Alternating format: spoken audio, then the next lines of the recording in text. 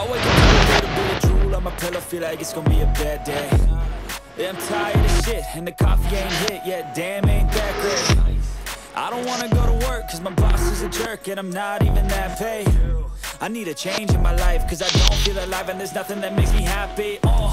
Hold my beer for a minute, I'm about to quit my job, cash in for a ticket. I'm going on a trip, and I don't plan to visit. I'm gonna stay there till I feel like I'm winning. Roni,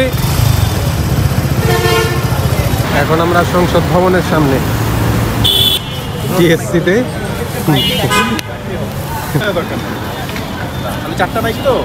চা খাচ্ছি। চা রওনা দিয়ে আমরা আমাদের সাথে আরেকটি bike যোগ হলো সংসদ ভবনের সামনে থেকে।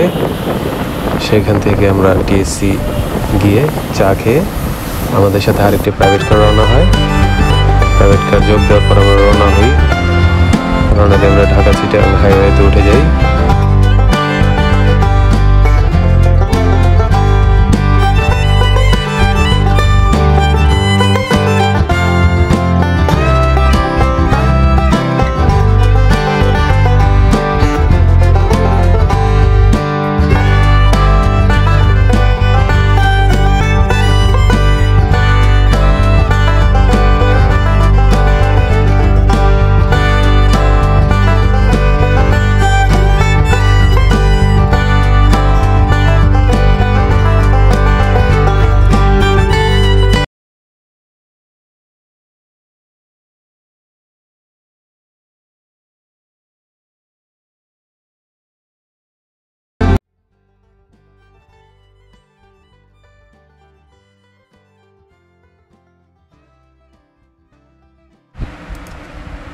তো রুমা যাওয়ার পথে সাঙ্গু ভিউ পয়েন্টে না দাঁড়ালে আসলে হয় না। এই পয়েন্টে আসলে অনেক সুন্দর লাগে জায়গাটা, তো সেজন্য আমরাও দাঁড়াই।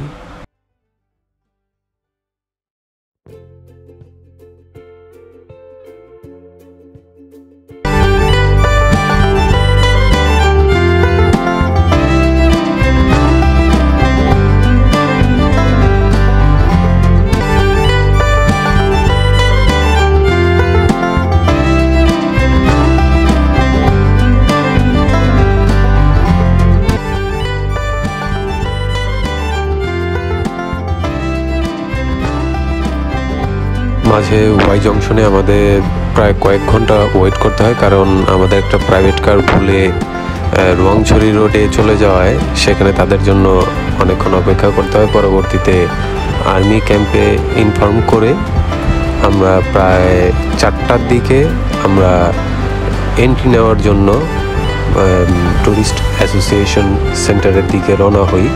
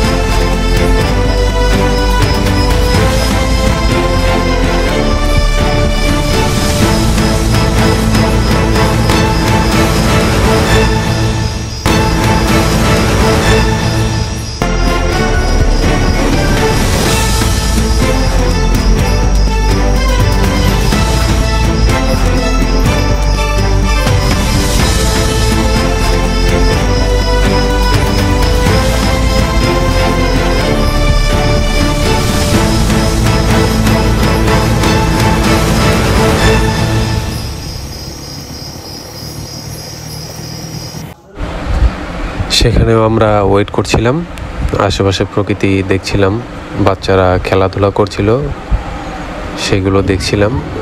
দেখতে দেখতে এদিকে 5:30 বেজে গেছে। 5:30 বেজে যাওয়ার কারণে আর্মি ক্যাম্প থেকে ওরা চাপ দিচ্ছে। এদিকে আমরাও যোগাযোগ করতে পারছিলাম না আমাদের সেই প্রাইভেট কারের জন্য। অবশেষে আমাদের প্রাইভেট কারটি চলে আসার পরে তারপরে আমরা সেখান থেকে প্রায় 5:45টার দিকে রুমা বাজারের উদ্দেশ্যে রওনা হই। রুমা বাজারের উদ্দেশ্যে রওনা হয়ে সেখানে কোনো রকম ওয়েট না করে জাস্ট ফর্মালিটিস শেষ করে আমরা সরাসরি বগা লেকের উদ্দেশ্যে রওনা হই।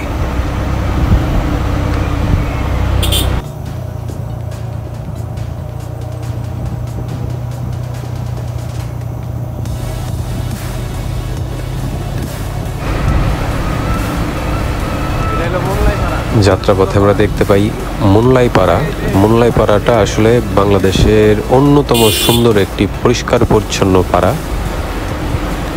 সময় স্বল্পতার কারণে আমরা এখানে দাঁড়াতে পারিনি, যেহেতু প্রায় অন্ধকার হয়ে আসছিল, তো আমাদের যেতেই হতো।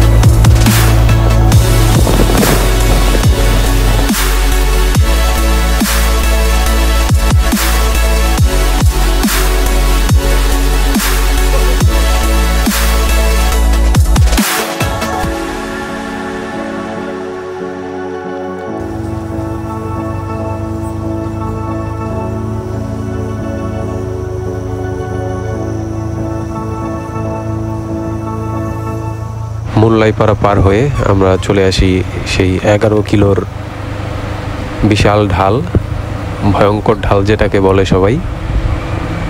তো সেই ঢালে এসে আমরা এক এক করে আস্তে আস্তে ধীরে সুস্থে নামতে থাকি। তখন প্রায় অন্ধকার।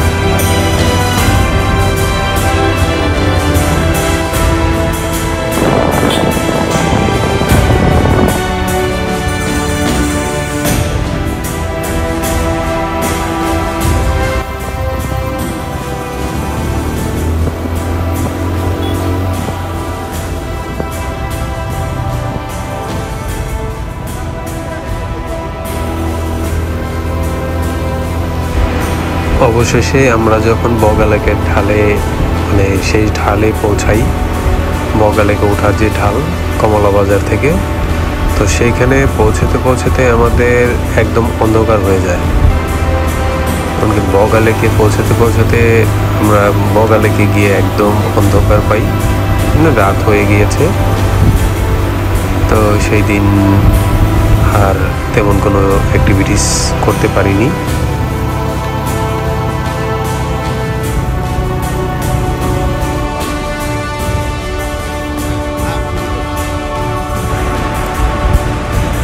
অ্যাক্টিভিটিস করতে না পারার কারণে আমরা জাস্ট ফ্রেশ হয়ে রাত্রেবেলার খাবার খাই।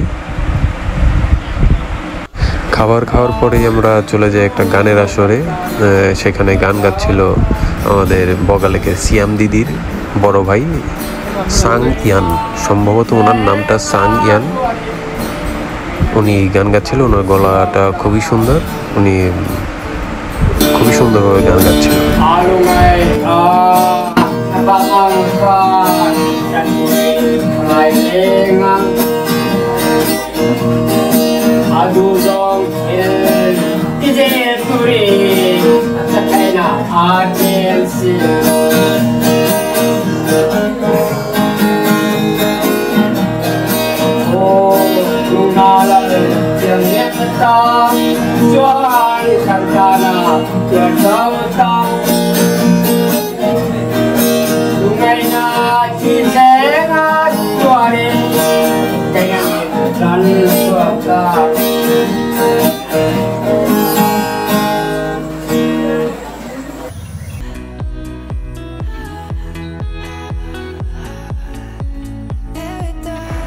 সকালে ঘুম থেকে উঠে ভোরবেলা বগালেকের সৌন্দর্য দেখার মজাই আলাদা, যেখানে চারিপাশে শুধু মেঘ, মনে হবে যে আপনি মেঘের উপরে ভাসছেন। বগালেকের চারিপাশে মেঘ দিয়ে ঢাকা। তো আমরা এসব উপভোগ করছিলাম।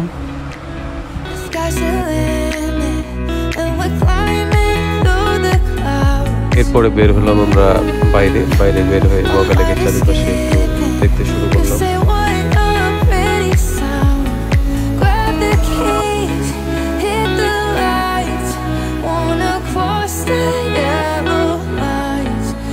আগের থেকে অনেক পরিবর্তন হয়েছে, যেহেতু টুরিস্টের চাপ বেড়েছে। আশেপাশের কটেজগুলোতে অনেক পরিমাণ মানুষ হচ্ছে, কটেজের পরিমাণ বেড়েছে। খাবারের মানটা আসলে আগের থেকে একটু কমে গেছে। খাবার আগে যেরকম স্বাদ ছিল সেরকম স্বাদ আমি পাইনি এবার। তো এরপরে আমরা চলে যাই বগালেকের আশপাশ ঘুরে আমরা চলে যাই সেই বগালেকের ঢালে। সেখান থেকে অসাধারণ লাগছিল জায়গাটা। তো রাস্তাটা আসলে আরও উঁচু ছিল, ডান পাশের যে পাহাড়টা সেই পাহাড়ের উপর দিয়ে রাস্তাটা ছিল। পরবর্তীতে রাস্তাটা বেশি উঁচু হয়ে যায় দেখে মাঝখান দিয়ে পাহাড় কেটে তারপরে নতুন করে রাস্তাটা তৈরি করা হয়। তো অসাধারণ লাগছিল।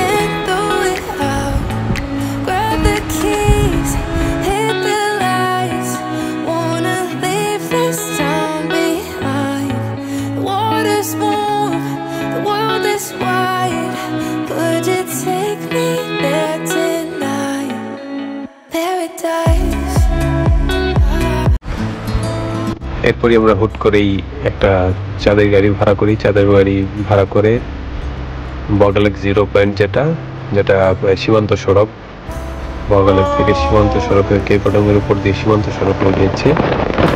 তো পারমিশন না থাকে আমরা 0 পয়েন্ট পর্যন্ত যেতে পারি। একটা গাড়ি নিয়ে আমরা চলে যাই। যাত্রা পথটা ছিল অত্যন্ত খাড়াই। জিপে আমরা যাচ্ছিলাম, জিপের অনেক কষ্ট হচ্ছিল। আমরা গাড়িতে প্রায় 12-13 জনের মতো ছিলাম। তো যাচ্ছিলাম এই আনন্দ সৌন্দর্য উপভোগ করতে।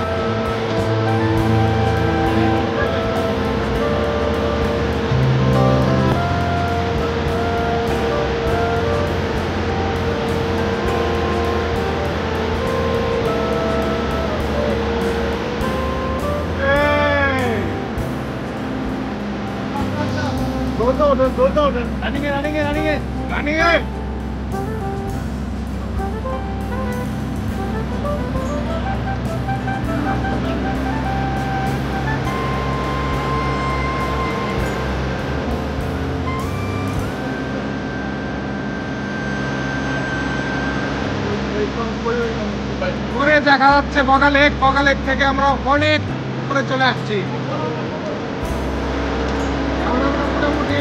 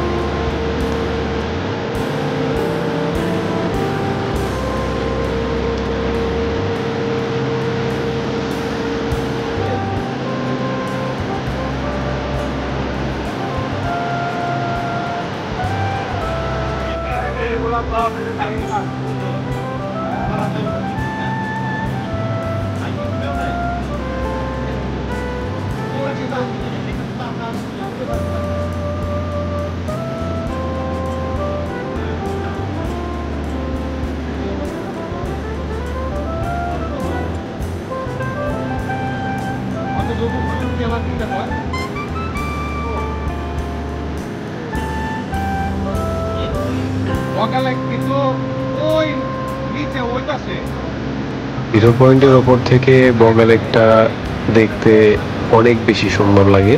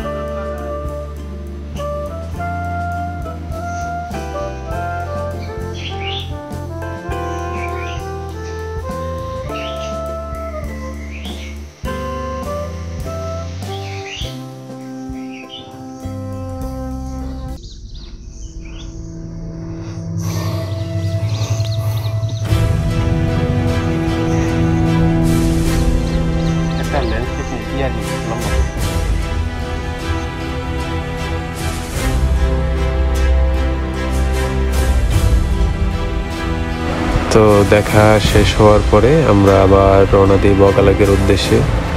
রাস্তাটা ছিল অত্যন্ত খাড়াই, ঢালু, তো আপনারা আসলে নিজ চোখে না দেখলে বোঝাই যাবে না।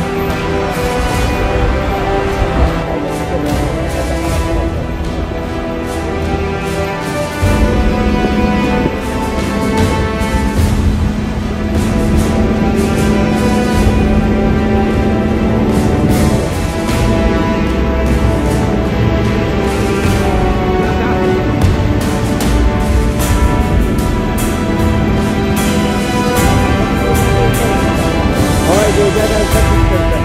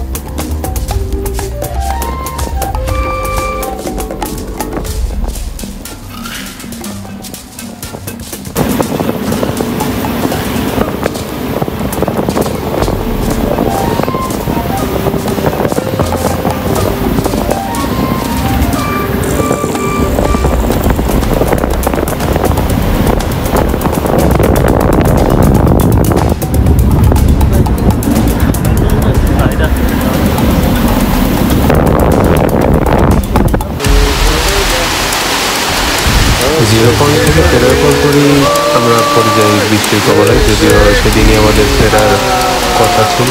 তো ভেবেছিলাম যে দুপুরের খাবার খেয়ে আমরা রওনা হব, কিন্তু বৃষ্টির বাগড়ায় আর হচ্ছিল না। তো আমাদের সেদিনই ফেরার কথা থাকলেও আমরা অনেক চেষ্টা করেও দুপুরে রওনা দিতে পারিনি। আমরা রওনা দিই প্রায় 4:30টার দিকে।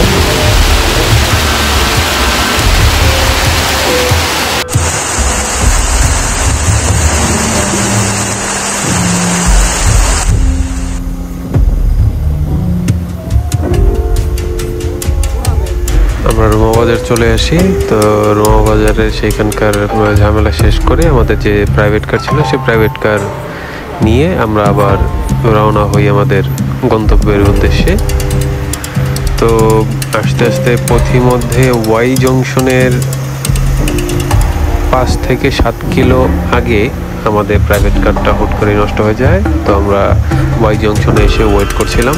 ওয়াই জংশনে এসে ওয়েট করতে করতে যখন দেখি যে তাদের সাথে যোগাযোগ করা সম্ভব হচ্ছিল না, পরবর্তীতে একটা গাড়ি এসে আমাদের জানায় যে আমাদের প্রাইভেট কারটা নষ্ট হয়েছে। পরবর্তীতে আমরা ওয়াই জংশন থেকে আমরা সেনাবাহিনীকে জিনিসটা জানাই এবং তারাও বিষয়টা সাহায্য করার চেষ্টা করে। তখন প্রায় 7টা সাড়ে 7টা বাজে। সেইখান থেকে আমরা একটা গাড়ি ম্যানেজ করে আমরা একটা গাড়ি পাঠাই, যে গাড়ি আমাদের সেই প্রাইভেট কারটাকে বেঁধে তারপরে বান্দরবান শহরে নিয়ে আসে। সেখানে গাড়ি ঠিক করে আমরা আবার রওনা হই।